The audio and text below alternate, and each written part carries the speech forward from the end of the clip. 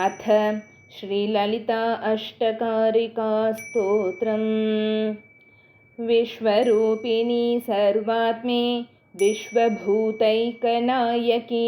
ललिता परमेशानी संविद्वह्ने समुद्भव आनन्दरूपिणी परे जगदानन्ददायिनी ललिता परमेशानी संविद्वह्ने समुद्भव ज्ञातृज्ञानज्ञेयरूपे महाज्ञानप्रकाशिनी ललिता परमेशानी संविद्वह्ने समुद्भव लोकसंहाररसिके कालिके भद्रकालिके ललिता परमेशानी संविद्वह्ने समुद्भव लोकसन्त्राणरसिके मङ्गले सर्वमङ्गले ललिता परमेशानी संविद्वह्ने समुद्भव विश्वसृष्टिपराधीने विश्वनाथे विशङ्कटे ललिता